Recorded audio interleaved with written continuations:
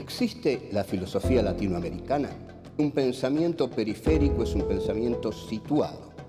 Europa se arroja sobre América Latina la herencia de los pueblos originarios, los proyectos de nación, el porqué de este pensamiento, el rechazo al colonialismo, la unión latinoamericana, la lucha de clases en Argentina, países subalternos, marginados, que no han participado de la centralidad de la historia. América Latina, filosofía y colonialismo.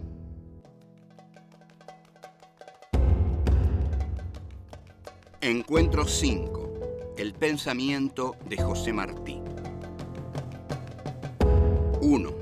Un hombre de acción y de letras. 2. La tierra y la patria.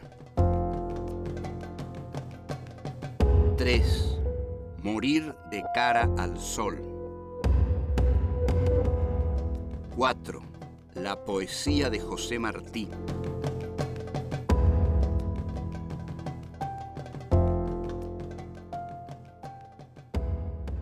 Esto es Filosofía aquí y ahora. Es nuestro quinto encuentro del cuarto ciclo y este quinto encuentro va a estar dedicado a José Martí. José Martí es un hombre complejísimo y completísimo. Es poeta, prosista, revolucionario, hombre de acción y hombre de letras. José Martí es una de las personalidades más grandes de América Latina. Es un hombre que ha escrito muchísimos libros porque también escribió muchísima prosa periodística porque viajó mucho y en Estados Unidos y en Europa escribió tal como escribe un intelectual comprometido, escribe mucho porque quiere dar su testimonio y como quiere dar su testimonio, la compulsión a escribir es muy grande porque el dar su testimonio a veces lo lleva a la desesperación. Entonces, a la desesperación de dar su testimonio y de que las cosas no cambien. Escribió muchísimos tomos y siempre con una prosa brillante y ejemplar. Cuba y Puerto Rico son las dos últimas colonias americanas que salen de la órbita del Imperio Español. Su situación actual es totalmente diferenciada y lo ha sido sobre todo a partir de enero de 1959, a partir del triunfo de la Revolución Cubana, porque en tanto Cuba hace una revolución que rompe con Estados Unidos, Puerto Rico es un Estado asociado, Estado libre asociado de Estados Unidos. Vamos a concentrarnos entonces en Martí. Martí es entonces un cubano que lucha, como luchó Bolívar, como luchó San Martín, como luchó Lavalle, como luchó Dorrego, como luchó Sucre, que lucha contra el dominio español todavía en este último refugio que conserva. También la lucha de Martí es la lucha contra el imperio norteamericano, porque ya a esta altura de las cosas, lo que Martí ve es que España no significa nada, su debilidad es muy marcada y muy visible, y cuando la debilidad de algo es muy visible es que es mucho más que una debilidad.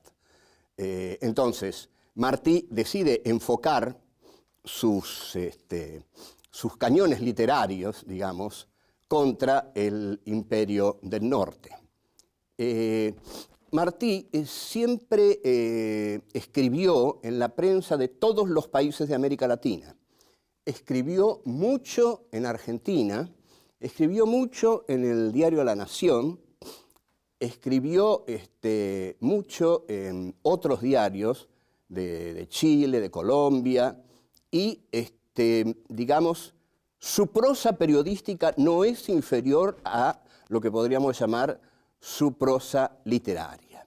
Ahora, hay un ejemplo brillante para que nosotros veamos la influencia de José Martí en la historia de Cuba. Ustedes observen hasta qué punto un intelectual puede ser decisivo en la praxis política por la liberación de su país.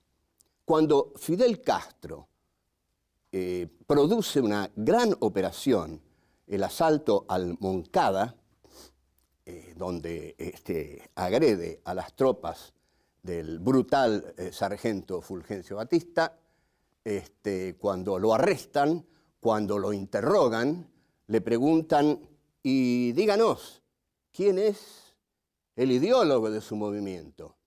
Y Castro dice, ¿cómo quién es el ideólogo de mi movimiento? José Martí, por supuesto, dice. Lo cual llama poderosamente la atención de sus enemigos, pero es realmente un monumento a Martí. Martí tuvo un maestro que era Mendive, que era también un hombre comprometido, de garra, que sabía que no estaba de paso por este mundo, que estaba en este mundo para interesarse por causas trascendentes que hicieran la libertad del hombre, que hicieran más libre la condición humana, que la hicieran mejor, que siempre se podía hacer mejor. En 1868 hay una guerra entre Cuba y España. Martí es muy jovencito, tiene 15 años y ya adhiere a esa guerra. 15 años y ya adhiere a esa guerra porque su maestro Mendive le había dicho o lo había adiestrado en la enseñanza como para que el joven se diera cuenta que ahí donde se juegan los destinos de la patria, él tenía obligatoriamente que estar.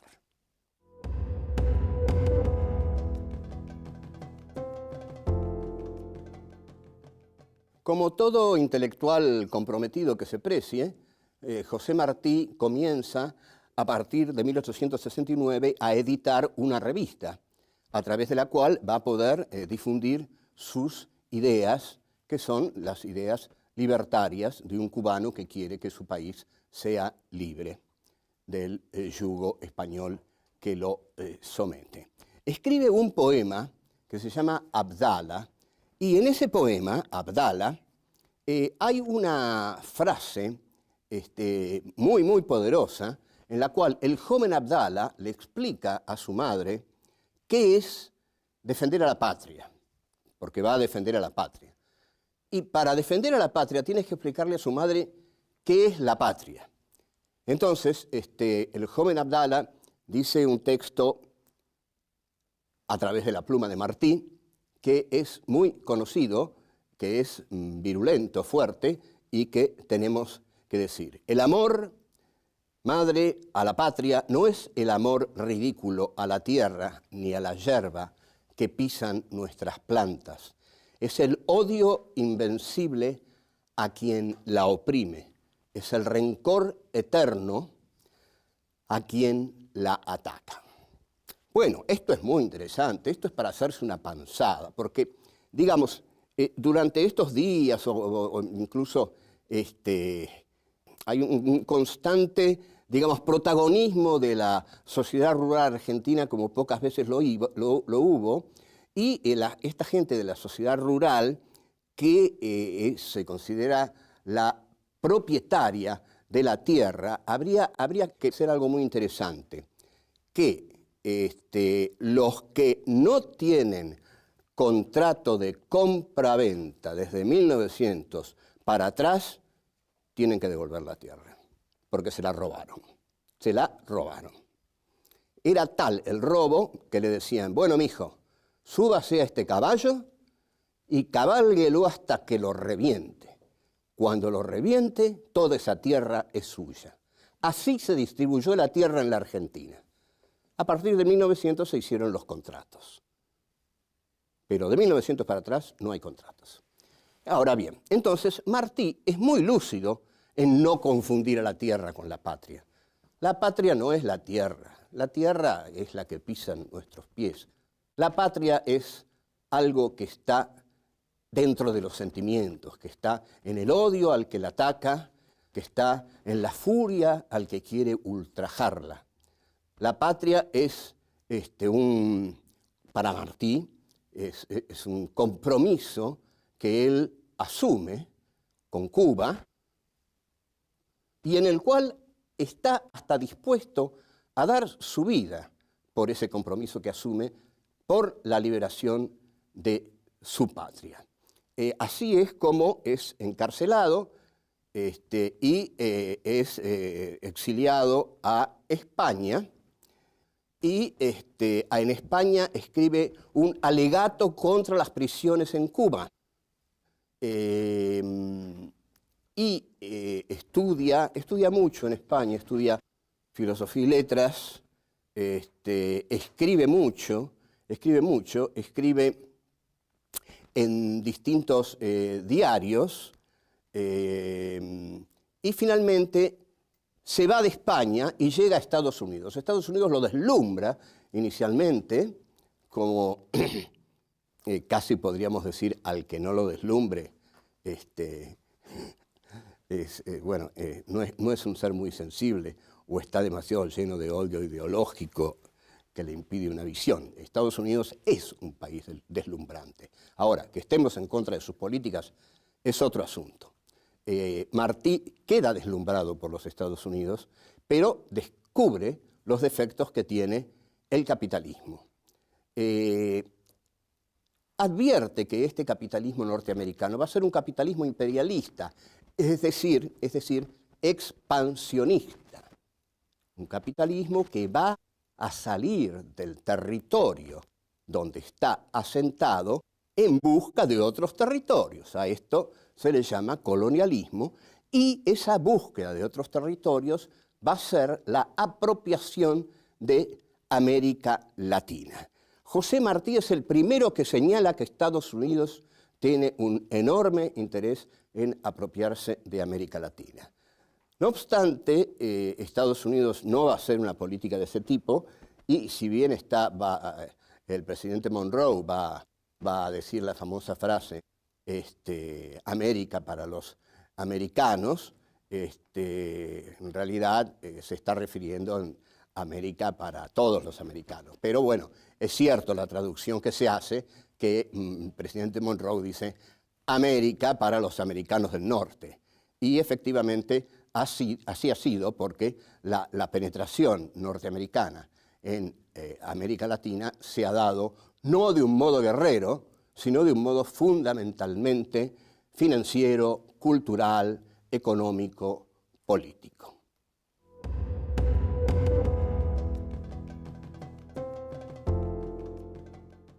Martí no dura vivo mucho tiempo en esta guerra. En realidad estaba tan poco dotado para las guerras que en ninguna iba a durar demasiado. Además, quería luchar como un soldado con tremenda experiencia. Pese a que le dicen, mire don José, nosotros necesitamos su cabeza, necesitamos su pluma, necesitamos su pensamiento, no se arriesgue, tenemos mucha gente para ir al frente y luchar con los fusiles, Martí va al frente y muere en el campo de batalla. Ahora, él siempre había dicho, y esto también es muy de un intelectual, que quería morir de cara al sol. Quería morir de cara al sol.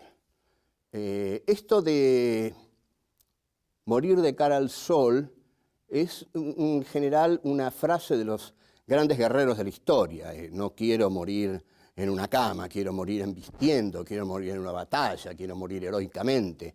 En general, si alguien me lo pregunta a mí, yo de cara al sol, en una buena cama, en un buen lugar, atendido, etcétera, etcétera. Pero bueno, Martí era un hombre bravo y quería hacerlo, y exige morir de cara al sol. Yo quiero salir del mundo, dice, por la puerta natural, en un carro de hojas verdes. A morir me han de llevar. No me pongan en el oscuro a morir como un traidor. Yo soy bueno, y como bueno moriré de cara al sol. Claro, si uno escribe un poema justificando así por qué quiere morir de cara al sol, ¿cómo no darle, digamos, la razón? Está bien que muera de cara al sol. El caso es que sí, murió de cara al sol. Murió embistiendo contra las tropas del Imperio Español. Estados Unidos, entre tanto, conquista el oeste. Estados Unidos llega tarde al reparto imperialista del mundo porque pasa largo tiempo tratando de conquistar su propio territorio. Y esta es la conquista del oeste, que es un hecho muy sangriento en el cual los soldados del ejército de la Unión masacran a todos los pueblos originarios o los confinan en reservas que tienen para ellos. Esta empresa de Estados Unidos es la que posibilita que los colonos ocupen ese territorio y ese territorio forma parte entonces del mercado interno de la burguesía industrial capitalista del norte. Lo que se teme es que Estados Unidos se arroje sobre América Latina.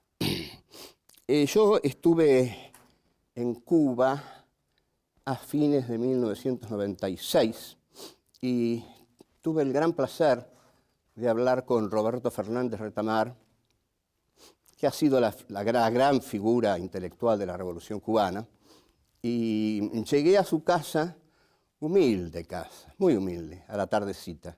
Era a la hora del crepúsculo y había muy poca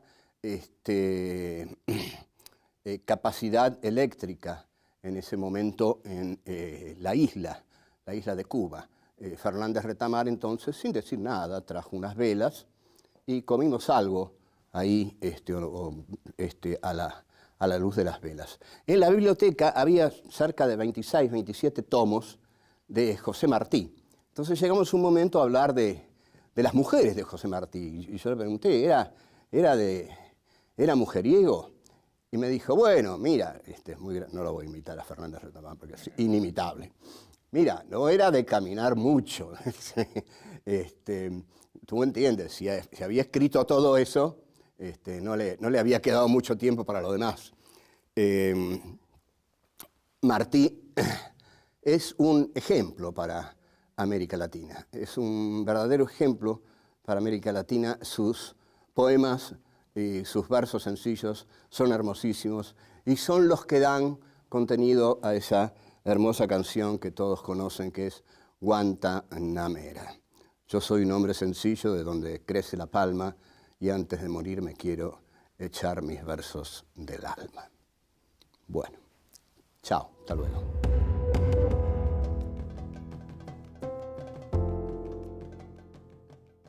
La poesía de José Martí ha recibido elogios unánimes, elogios universales. Él tiene unos versos sencillos y otros, vamos a decirle, no tan sencillos, son más complejos y que, como buen intelectual, eran los que él admiraba más y seguramente eran aquellos por los cuales él quería que lo recordara.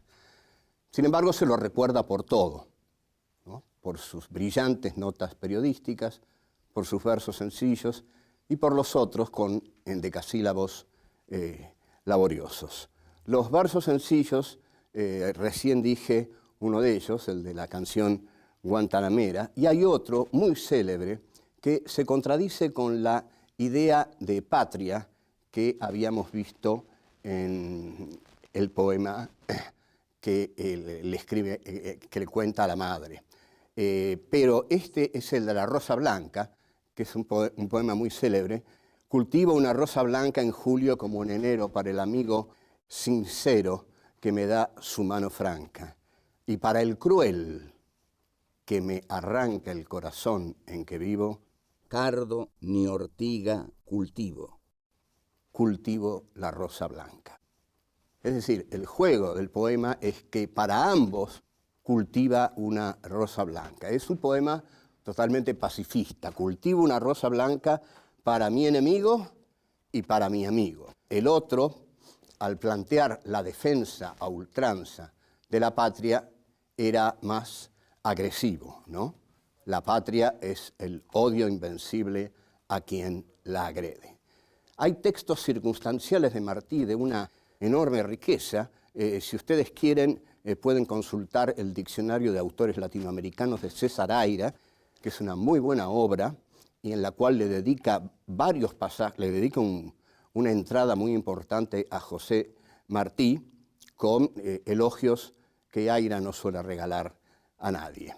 Ahora, en cuanto a la concepción que tiene Martí de la herencia de los pueblos originarios, es la de un latinoamericano. Esos pueblos originarios son nuestras raíces, han sido aniquilados por la codicia, por la ambición, han sido ultrajados.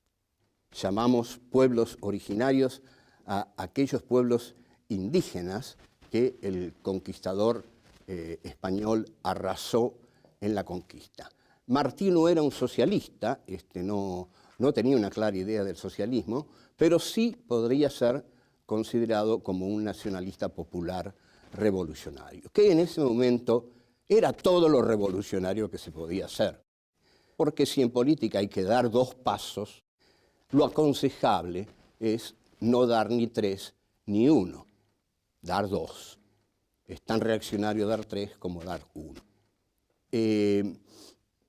Martí pasa a la historia entonces como un escritor que lucha por la libertad, un escritor ejemplar que une su prosa con la carnalidad de su tierra, con la carnalidad de sus propios ideales, que muere muy joven y que sus propios maestros, o quienes debieron ser sus maestros, como Marx, por ejemplo, hubieran apoyado la invasión norteamericana a México y seguramente a Cuba, dentro del esquema dialéctico por el cual, donde la burguesía se instala el progreso. Finalmente, Cuba hizo su revolución, pero la hizo sin proletariado industrial, con lo cual vemos que esos esquemas de Marx y Engels, de los cuales, es cierto, ellos comenzaron a renegar tibiamente al final de su vida, no eran necesarios para los países de América Latina. Cuba hace su revolución con su campesinado. Y esto es muy importante también para la discusión con la teoría del foco y con las guerrillas de América Latina. Cuba contó con el campesinado cubano. No fue el foco de nada el que venció en la revolución. Venció una vanguardia que supo ser la expresión de un pueblo porque estaba unida a ese pueblo. Y esto es teóricamente fundamental. Martí queda así en nuestros corazones como el ejemplo del intelectual que no solamente escribe, sino que también escribe para algo, escribe para una causa social.